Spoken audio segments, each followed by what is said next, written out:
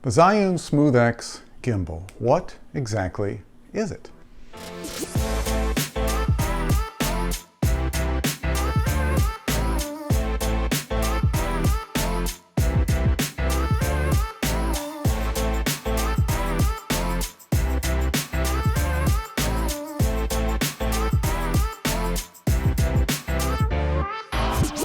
Hi everybody, it's Steve. Today we're going to do a review of the new Zhiyun Smooth X Pocket Gimbal.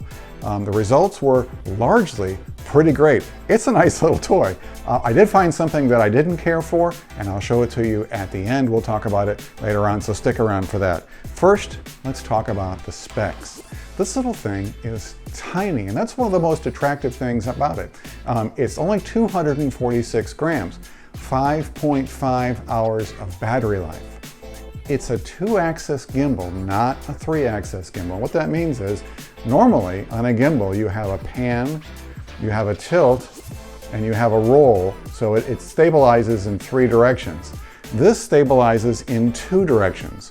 It stabilizes like this, and then like this, but it doesn't have this, the tilt axis. So you have to be a little more careful when you're using it, but there's a time and a place for that, and we'll talk about that at the end. Some of the really nicer points about it is it's simpler to use, very easy to set up. When I go to set up this gimbal right here, it takes me a little bit to get my camera centered in there and balanced and everything, and if it's not just right, it won't work. This thing requires no work at all, very simple. It's much less expensive. Currently it's $59 on Amazon. And it's got a really super little feature. It extends and becomes a selfie stick. So it meets a need that wasn't there before, and I'll talk more about that at the end when we do the wrap up. It's also very easy to invert to show upside down shots, things that were kind of hard to do with a gimbal like this. The device itself is pretty simple. It's got a power switch on one side.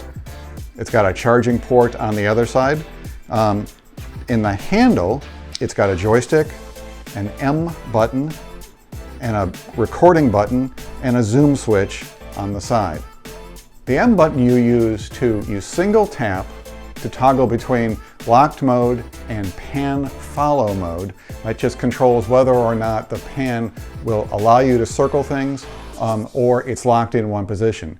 If you double tap, it goes from landscape to portrait position, which I can see that being very useful, especially for the young people that want to do TikTok or they want to do Instagram, and they want to shoot the same exact video for YouTube or something like that. They can very quickly go back and forth between the 2 modes.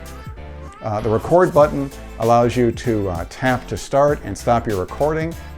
You double tap on the record button to switch between photo and video mode, also very useful. And you can triple tap and it will flip around and give you selfie mode. The app I found had some unusual features that I haven't seen in other applications. It's got a really great pano feature. If you set this thing down and press the pano button, it spins by itself, all by itself, and takes a pantograph and then stitches them together and presents you with the picture. So you've got a 180-degree pano made for you.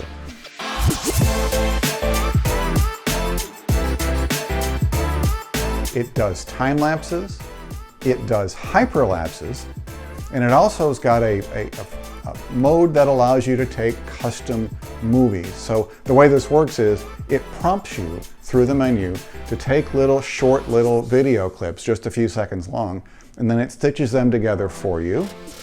And then it adds some titles and some stickers to it and gives you a movie at the end. So I can see this being very useful for the younger crowd. The little ones, they like to start doing YouTube and TikTok videos, and this would be a great tool to help them do something like that. I told you earlier that there was one thing that I didn't like. When I got this thing out of the box, I turned it on and it didn't function, or so I thought. The lights were all flashing, but it wasn't doing anything and I couldn't get it to turn on. And after watching 2 or 3 YouTube videos, I discovered that in order to make this thing work, you had to install the application. So really not a problem. Now that I've gotten past that, I absolutely love this and I have a great time with it. So it's not really a detractor, but you need to know. When you take this thing out of the box, first thing you do, go and get the ZY Cami app off the App Store, install it, log in, the machine will recognize it and sync to it, and after that you don't have to use it anymore, you can just use the phone app, but you have to do it one time in order to get the device to activate. It was a little hard to figure out how to open it up, but again, 1 or 2 YouTube videos, and then you master it very quickly.